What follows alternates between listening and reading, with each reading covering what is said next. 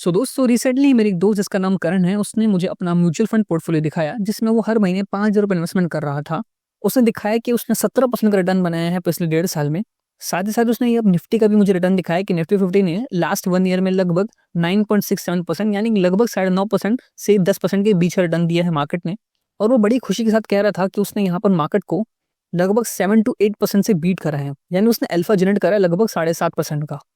फिर मैंने उसका पोर्टफोलियो देखा तो उसके पोर्टफोलियो में सचमुच यही दिखा रहा था कि उसने 17% रिटर्न बनाया है। पर दोस्तों यहीं पे सबसे बड़ा कैच था जो कि मेरे दोस्त भी नहीं देख रहा था, और उसने मुझे भी पहले चौंका दिया कि उसने 7.5% का अल्फा कैसे जनरेट करा, क्योंकि उसको ज्यादा कुछ नॉलेज भी नहीं है और उसने एक सिंपल सी SIP करी थी म्यूचुअल फंड के अंदर और वो इतना ज्यादा अल्फा जनरेट कर लिया। हालांकि ये पॉसिबल हो सकता है अगर मार्केट अच्छा खासा रिटर्न दे देता है, पर यहाँ मार्केट ने परफॉर्म नहीं करा, लेकिन उसका पोर्टफोलियो बहुत अच्छे से परफॉर्म करा। तब दोस्तों मैंने उसका पोर्टफोलियो देखा तो उसमें जो कैलकुलेशन थी वो थी यहाँ की उसकी टोटल इन्वेस्टमेंट कितनी हुई थी और उसने टोटल फाइनल कितना रिटर्न बनाया। यानी कि अगर मैं आपको यहाँ पर सिंपल यहाँ पे एक्सेल शीट के अगर आपको समझाता हूँ मैं, तो उसने 1 जनवरी 2023 को इन्वेस्टमेंट शुरू करी थी और उसने हर महीने यहाँ पर लगभग 5,000 रुपये इन्वेस्टमेंट करा। हालांकि उसने पूरे साल भर इन्वेस्टमेंट नहीं किया था, उसकी जो इन्वेस्टमेंट थी वो जनवरी, फरवरी, मार्च, अप्रैल और मई की महीने तक, और फिर जून में भी उसने लगभग 500 रुपये डाले। यानी कि उसने 5,000 रुपये 6 महीने तक डाले थे। यानी उसने बस 6 महीने इन्वेस्टमेंट की थी, उसके बाद उसने अपना इन्वेस्टमेंट करना बंद कर दिया था किसी पर्सनल रीजन की वजह से।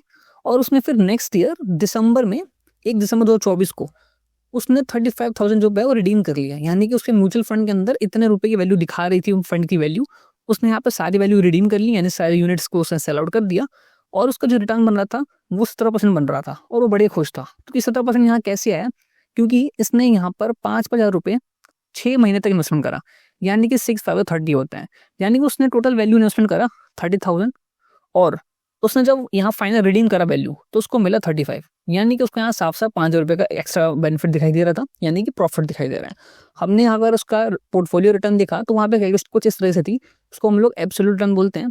उसमें जो कैलकुलेशन थी वो ये थी कि इसने 5,000 रुपये जो है यहाँ पे बनाए हैं, उस 5,000 को यहाँ इसने डिवाइड करा अपने टोटल इन्वेस्टमेंट वैल्यू से, यानी कि जो उसने 30,000 रुपये लगाए थे, यानी 30 से डिवाइड करा जो कि उसकी कॉस्ट थी इन्वेस्टमेंट की। यहाँ पे जो उसका रिटर्न बन गया है 17% के आसपास का लगभग, और वो बहुत ज़्यादा खुश हो गया कि मेरा जो पोर्टफोलियो है उसने लगभग 17% का रिटर्न बनाया है। निफ्टी को 7.5% से अल्फा उसने बीट करा है।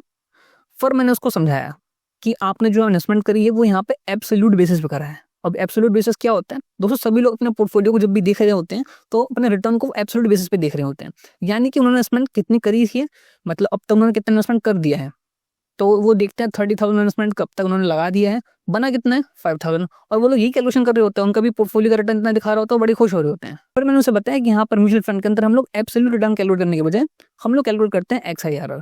XIRR मतलब ये होता है जब आप अलग अलग पीरियड के दौरान, यानी कि यहाँ पर जनवरी में, फरवरी में, अलग अलग टाइम पीरियड के अंदर आपने इन्वेस्टमेंट करी है। यहाँ पे इन्वेस्टमेंट सेम भी हो सकता है और अलग भी हो सकता है।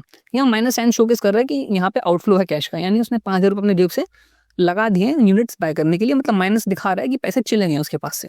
और यहाँ पे पॉजिटिव मतलब ये है कि उसके पास वैसे आ गए हैं, मतलब जब उसने सेल आउट कर दिया सारे अपने यूनिट्स को।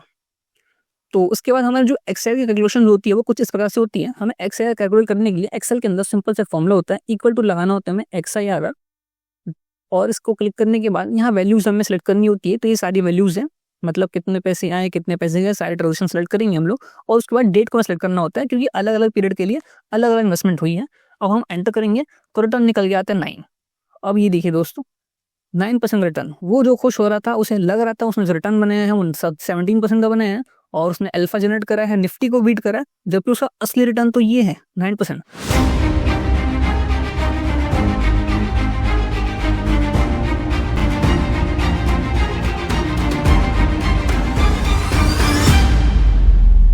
सो हेलो एंड वेलकम टू मेरा चैनल। दोस्तों आपका स्वागत है फाइनेंस इनसाइट सीरीज के अंदर एपिसोड में। तो दोस्तों आज की वीडियो में बात करने वाले हैं कैसे आप अपने म्यूचुअल फंड्स के पोर्टफोलियो का रियल रेट ऑफ रिटर्न यहाँ पे कैलकुलेट कर सकते हैं। क्योंकि दोस्तों बहुत सारे लोग अपने म्यूचुअल फंड्स रिटर्न को गलत तरह से इवेल्युएट करते हैं और वो बहुत खुश होते हैं कि उन्होंने इतना ज्यादा रिटर्न बनाया है, उन्होंने मार्केट को बीट कर दिया है, जबकि सच्चाई कुछ अलग ही होती है। इसके अलावा दोस्तों जितने भी म्यूचुअल फंड्स हाउसेस हैं या ब्रोकर्स हैं वो लोग जानबूझ के अपने पोर्टफोलियो के रिटर्न या फिर स्टॉक से जो रिटर्न होते हैं वो एब्सोल्यूट बेसिस पे या फिर CAGR बेसिस पे दिखाते हैं, जिससे उनके जो रिटर्न्स होते हैं वो हायर साइड में दिखाई देते हैं, जिससे इन्वेस्टर जो है वो ट्रैप में फंस जाता है क्योंकि उसको यहाँ पर रियल रिफ्लेक्शन जो होता है रिटर्न का नहीं दिखाई देता है। तो दोस्तों आप कैसे अपने म्यूचुअल फंड का रियल रिटर्न कैलकुलेट कर सकते हो और साथ ही साथ आप कैसे अगर किसी पोर्टफोलियो को या फिर म्यूचुअल फंड को अगर इवेलुएट कर रहे हो तो आप उसके ट्रैप से बच सकते हैं। तो आज की वीडियो में हम एक कॉन्सेप्ट समझने वाले हैं जो कि होता है XIRR यानी कि extended internal rate of return.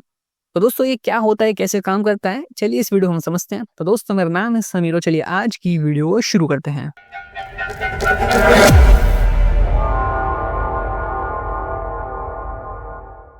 तो दोस्तों सब वो जो खुश हो रहा था, उसे लग रहा था उसने जो रिटर्न बनाए हैं वो सब 17% का बनाए हैं और उसने अल्फा जनरेट करा है, निफ्टी को बीट करा है, जबकि उसका असली रिटर्न तो ये है 9%।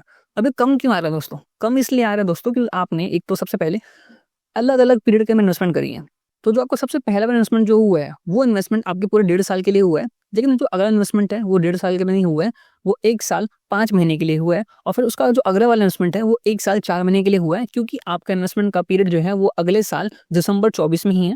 यानी कि आपके पास जो टाइम पीरियड है वो पहले से कम होता जाएगा।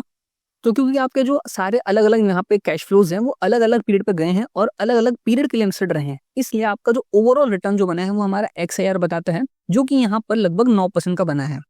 अब आप सोच रहे होंगे कि यहाँ पे जो हमारा रिटर्न बना है XIR में जो कि लगभग 9% का है और जो हमारा एब्सोल्यूट रिटर्न है वो 17% का है, इसमें इतना बड़ा गैप क्यों आ रहा है? तो गैप का दोस्तों रीजन ये है क्योंकि हमारे जो एब्सोल्यूट रिटर्न यहाँ पे कैलकुलेट की गई है वो कैलकुलेट की गई है कि आपने इन्वेस्टमेंट करा था 30,000 और आपको मिला यहाँ पे 35,000, लेकिन आपने 230,000 एक साथ इन्वेस्टमेंट नहीं करा था, आपने 5-5 हज़ार रुपये करके 6 बार में यहाँ पे 30,000 इन्वेस्टमेंट करा है। और आप जब कैलकुलेशन कर रहे हो तो आप पूरा एक बार में 30,000 ले रहे हो कि आपने 30,000 लगाए हैं और 35 मिल गए हैं, जो कि यहाँ पे कैलकुलेशन में यही कैच है कि एब्सोल्यूट रिटर्न जो होता है यही बताता है कि आपने टोटल पैसे कितने लगा दिए हैं और उसके बाद आपको टोटल रिटर्न कितना मिल गया है। तो दोस्तों इस तरीके से कुछ XIR की कैलकुलेशन होती है जो कि म्यूचुअल फंड के रियल रिटर्न को यहाँ पर रिफ्लेक्ट करती हैं।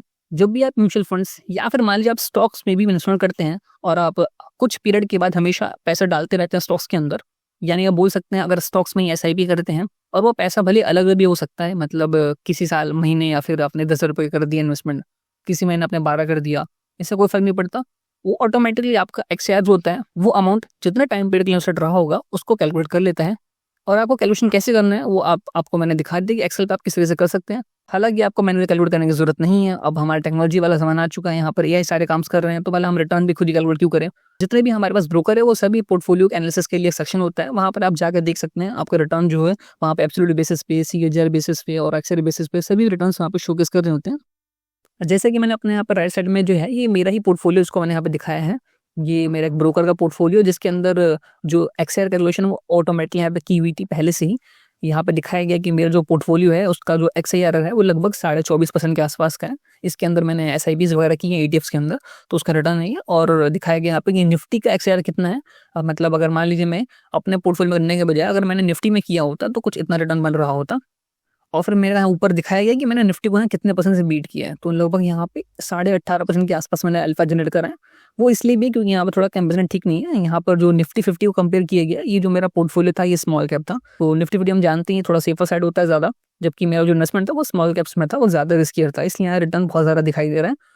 तो उम्मीद है दोस्तों एक छोटा सा और शॉर्ट वीडियो आपको समझ में आया होगा कि आप जो भी म्यूचुअल फंड की एनालिसिस करते हैं इन्वेस्टमेंट की, उसको आप एब्सोल्यूट बेसिस पे ना करें, उसको आप CAGR बेसिस पे भी ना करें, क्योंकि CAGR के अंदर भी हम लोग इनिशियल वैल्यू और फाइनल वैल्यू को लेते हैं और उसके हम देखते हैं कि वो एनुअली कितना % से ग्रो करा है, जबकि XIR आपका बताता है कि आपने एनुअल रिटर्न कितना बनाया है, लेकिन अलग अलग इंटरवल पीरियड के ऊपर अलग अलग कैश फ्लो को लेते हुए। तो जो ट्रू यहाँ पर रिटर्न को रिफ्लेक्ट कर रहा है वो हमारा XIR होता है। ये कब कैलकुलेट करना होता है? चाहे आप SIP कर रहे हो या SWP कर रहे हो, या फिर मान लिया आप स्टॉक्स के अंदर कुछ लमसम अमाउंट डाल देते हैं बीच बीच में, उसकी SIP भी चलती रहती है। तो दोस्तों आप जो भी यहाँ पे इन्वेस्टमेंट कर रहे हैं अलग अलग पीरियड के दौरान अलग अलग कैश फ्लोज होती हैं, तो उस टाइम पर हमेशा XIR बेस्ट होता है। और जितने भी जो म्यूचुअल फंड्स हाउसेस होते हैं, उनके जो म्यूचुअल फंड एजेंट्स होते हैं या ब्रोकर्स होते हैं, वो भी जानबूझ के CAGR रिटर्न्स और एब्सोल्यूट रिटर्न्स दिखा रहे होते हैं जानबूझ के, क्योंकि ये हायर वैल्यू होती है, क्योंकि उसके अंदर वो सिर्फ इनिशियल वैल्यू और फाइनल वैल्यू लेते हैं और दिखाते हैं रिटर्न इतना ज़्यादा बन रहा है, जबकि ट्रू वैल्यू तो ये हमारी XIR से पता चलती है हमें। तो आप भी जब इन्वेस्टमेंट के लिए अगर प्लान करते हैं तो आप अच्छे से एनालिसिस कर सकते हैं रिटर्न्स का कि आपको कौन सा रिटर्न देखना है। आप डिफरेंट म्यूचुअल फंड्स को कंपेयर कर सकते हैं। आप चैनल को एक बार स्क्रॉल करिए, आपको काफ़ी सारी वीडियोस देखने को मिल सकती है जिसके अंदर हमने अलग अलग म्यूचुअल फंड्स को रिटर्न्स को कंपेयर करा है। इसके अलावा हमने IPOs की भी एनालिसिस की है और हमने फाइनेंशियल स्टेटमेंट्स की एनालिसिस की है। तो दोस्तों इस चैनल पर मैंने काफ़ी कुछ ईजी लैंग्वेज में समझाने की कोशिश करी है और इसको पूरी कोशिश होगा कि मैं कंटिन्यू कर सकूँ। तो दोस्तों अगर आपको कोई भी मन में डाउट हो या फिर कोई भी आप टॉपिक सजेस्ट करना चाहते हो तो कमेंट बॉक्स में जरूर बताएं। आज की वीडियो में इतना ही, मिलते एक नई वीडियो के साथ। जय हिंद।